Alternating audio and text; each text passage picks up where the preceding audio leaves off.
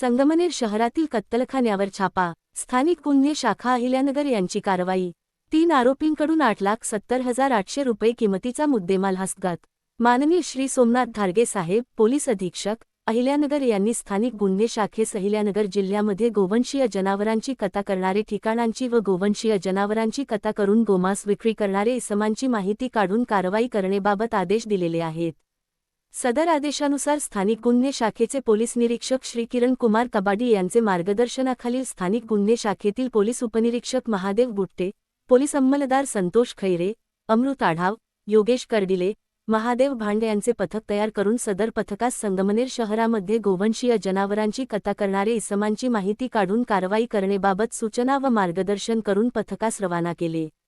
वर नमूद पथक दिनांक 4 जानेवारी 2026 रोजी संगमनेर शहर परिसरामध्ये कत्तलखान्याची माहिती काढत असताना पथकास गुप्त बातमीदारामार्फत इसम नामे अब्दुल समद जावेद कुरेशी राहणार भारतनगर, संगमनेर हा त्याचे साथीदारासह गल्ली नंबर 6 जमजम कॉलनी संगमनेर येथे स्वतःचे जागेत पत्र्याचे शेडमध्ये गोवंशी जातीचे जिवंत जनावरे कत्तल करण्याचे उद्देशाने आणून त्यांची कत्तल करत असल्याची पथकास माहिती प्राप्त झाली। पथकाने तात्काळ बातमीतील ठिकाणी जाऊन खात्री केली असता सदर ठिकाणी 3 इसम गोवंशीय जनावरांची कत्तल करत असताना दिसून आले।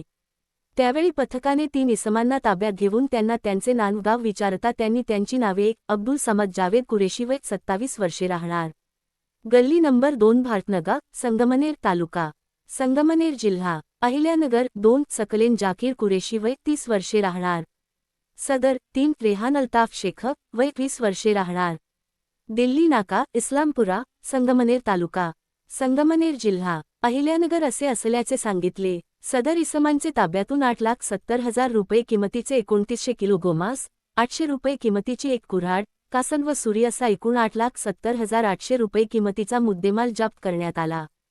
ताब्यातील आरोपीविरुद्ध संगमनेर शहर पोलीस ठाणे गुन्हा रजिस्टर नंबर 23/2026 भारतीय न्याय संहिता 2023 चे कलम 271, 325, 3.5 सह प्राणी संरक्षण अधिनियम कलम 5(ब)(5) क 9(9) अ प्रमाणे गुन्हे दाखल करण्यात आले असून पुढील तपास संगमनेर शहर पोलीस स्टेशन करीत आहे।